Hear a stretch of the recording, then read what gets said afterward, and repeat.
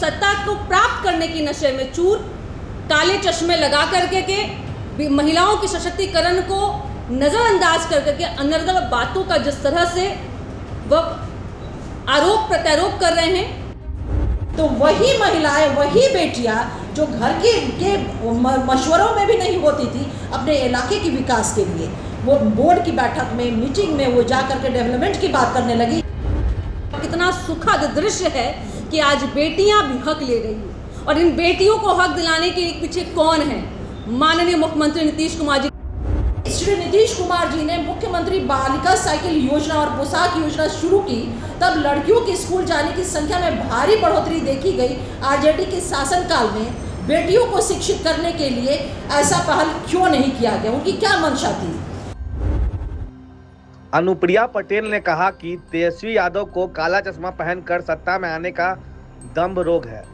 आंख पर काला चश्मा पहनकर वे वास्तविकता देख नहीं पाते। पूरा और अंत तक देखिए सवाल और प्रति सवाल।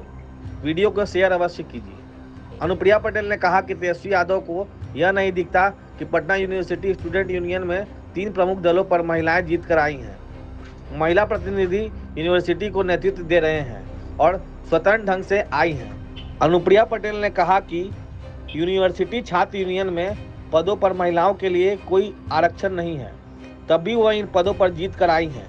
की बदलती दिशा और उस बदलती रूपरेखा में को नजरअंदाज करती विपक्ष सत्ता को प्राप्त करने की नशे में चूर, काले चश्मे लगा करके के महिलाओं के सशक्तिकरण को नजरअंदाज कर करके अनर्गल बातों का जिस तरह से वह आरोप प्रत्यारोप कर रहे हैं, उसका जवाब के साथ में उनसे कई सवाल आज महिला प्रवक्ताएं जनता दल यूनाइटेड की, बिहार की उन तमाम बेटियों और महिलाओं के बिहाफ में सवाल पूछेंगे।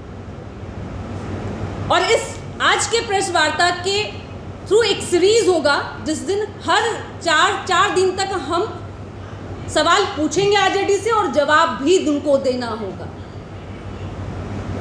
हम तो पूछेंगे, जवाब आरजेडी को देनी होगी।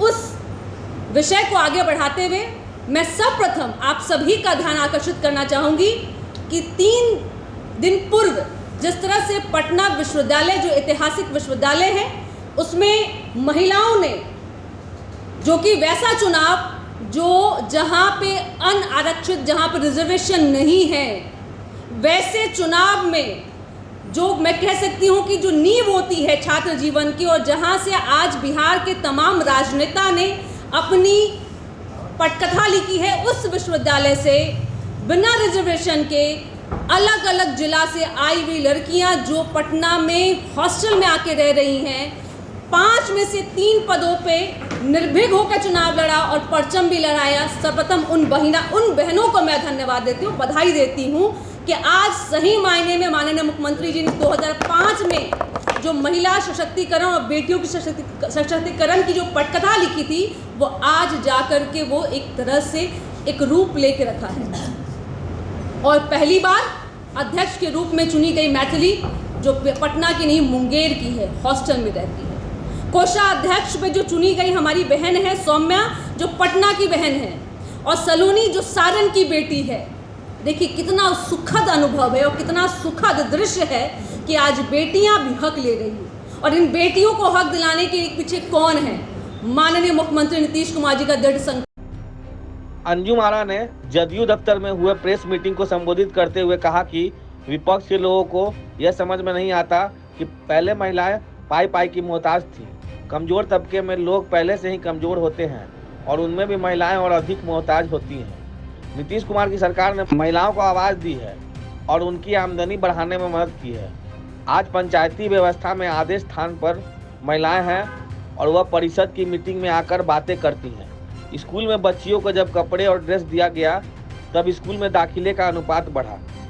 तेजस्वी यादव के द्वारा अमित शाह को जवाब देने और उनसे सवाल पूछने के बाद बोल रही थी और प्रति प्रश्न कर रही थी। दोनों नेताओं ने कहा कि हर 4 दिन पर आरजेडी से 5 सवाल पूछेंगे और उसका जवाब आरजेडी को देना होगा। देखते रहिए विमर्श न्यूज और चैनल को सब्सक्राइब जरूर कीजिए। विपक्ष से पूछेंगे और सवाल बनता है, 50% रिजर्वेशन राजनीतिक तौर पे एक दौर था जब बिहार की महिलाओं को और बेटियों से घर के मामले में भी उनसे ओपिनियन सलाह नहीं लिए जाते थे। लेकिन जब माननीय मुख्यमंत्री नीतीश कुमार जी ने पंचायत व्यवस्था में, नगर निकाय व्यवस्था में 50% का आरक्षण दिया, तो वही महिलाएं, वही बेटियां जो घर के मशवरों में भी नहीं होती थी, अपने इलाके के विकास के लिए वो बोर्ड की बैठक में, मीटिंग में वो जा करके डेवलपमेंट की बात करने लगी। और जो बेटियां, जो महिलाएं कभी दुखिया मानी जाती थी, वो संवैधानिक पदों पे विराजमान होकर के मुखिया बनने लगी हैं। तो ये फर्क हुआ, महिलाएं अब दुखिया नहीं, महिलाएं अब मुखिया हैं और अनेकों संवैधानिक पदों पर विराजमान होकर के काम कर रही हैं। जब घर की बेटी, वयस्क बेटी घर से बाहर निकलती थी, इतना खौफ का मंजर था, माता पिता परिवार के लोगों को इतना डर बना रहता था कि 5 वर्षीय पुत्र को कहते थे कि दीदी बाहर जाती है, साथे तू चल जा। लेकिन आज वही माननीय मुख्यमंत्री नीतीश कुमार जी की सोच का परिणाम देखिए कि वही बेटी हमारी वर्दी पहन करके, अत्याधुनिक हथियार लेकर के 24 घंटे में 24 घंटे हमारी, आपकी, पूरे समाज की रक्षा सुरक्षा कर रही है। जहां एक तरफ बेटी की रक्षा का जिम्मा 5 वर्षीय पुत्र को या 5 वर्षीय भाई को दिया जाता था। ये परिवर्तन समाज में माननीय मुख्यमंत्री नीतीश कुमार जी के नीतियों के कारण आया। मुकम्मल पॉलिसी उन्होंने बनाई, महिला सशक्तिकरण की मुकम्मल पॉलिसी बनी। पहले बेटियों को पढ़ाया, साइकिल योजना, पोशाक योजना। साइकिल योजना ने तो बेटियों के पूरे मनोविज्ञान को ही चेंज कर दिया। निर्णय लेने की क्षमता डेवलप हुई, उनके अंदर नेतृत्व की क्षमता डेवलप हुई। स्कॉलरशिप की राशि दी, अनुप्रिया ने बताया, स्कॉलरशिप की राशि दी। और जब बेटियां हमारी इंटर और ग्रेजुएट हो गई तो उनके लिए नौकरियों में आरक्षण की व्यवस्था की गई। तमाम तरह के आरक्षण की मैंने आपसे चर्चा किया। एक वो भी तबका था हमारा जिसे हम कहते हैं कि बहुत डिप्राइव्ड सेक्शन, अनुसूचित जाति, अनुसूचित जनजाति का तबका।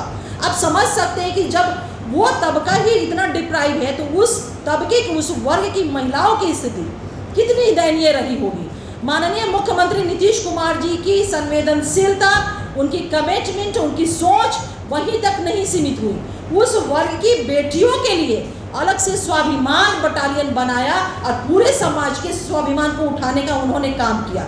मुख्यमंत्री महिला उद्यमी योजना के माध्यम से हमारी महिलाएं जो है इकोनॉमिकली स्ट्रेंथन हो रही है।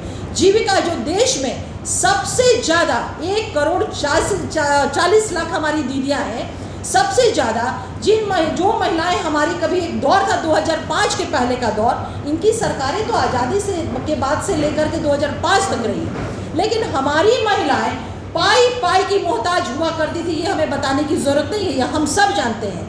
लेकिन माननीय मुख्यमंत्री नीतीश कुमार जी की जीविका योजना ने महिलाओं को आर्थिक रूप से स्वतंत्र किया, आर्थिक रूप से उन्हें स्वावलंबी बनाया। और वही महिलाएं जो कभी पाई की मोहताज हुआ करती थी, आज ना सिर्फ अपने घर को बल्कि अपने समाज को, अपने प्रांत को और राष्ट्रीय विकास औसत दर को भी वो आगे ले जा रही है। ये परिवर्तन आया है। लेकिन मैं ये कहना चाहती हूँ कि हमारा विपक्ष हमेशा से विमेन इश्यूज को लेकर के असंवेदनशील रहा है। इनके राष्ट्रीय अध्यक्ष, राष्ट्रीय जनता दल के राष्ट्रीय अध्यक्ष हमेशा आप देखेंगे कि वो महिला विषय को लेकर के वो भद्दे मजाक करते हुए, वो टिप्पणी करते हुए हम लोगों को दिखेंगे, क्योंकि उनके एजेंडे में कहीं भी महिला विमर्श रहा ही नहीं, महिलाओं से संवाद कभी रहा ही नहीं, महिला विकास जैसी बातें उनके एजेंडे में रही ही नहीं। उनके एजेंडे में क्या रहा है? अपराधियों से संवाद, अपराधियों से उनका संवाद रहा है और यह स्थापित भी हो गया है। श्री नीतीश कुमार जी ने मुख्यमंत्री बालिका साइकिल योजना और पोशाक योजना शुरू की, तब लड़कियों के स्कूल जाने की संख्या में भारी बढ़ोतरी देखी गई। आरजेडी के शासनकाल में बेटियों को शिक्षित करने के लिए ऐसा पहल क्यों नहीं किया गया? उनकी क्या मंशा थी? राष्ट्रीय जनता दल हमारे दूसरे सवाल का भी वो जवाब देना चाहिए उसे कि बिहार में बेटियों को हायर एजुकेशन को लेकर के कॉलेज की संख्या बढ़ाने, छात्राओं के लिए छात्रावास और अन्य सुविधाओं देने के लिए आरजेडी सरकार की क्या भूमिका थी?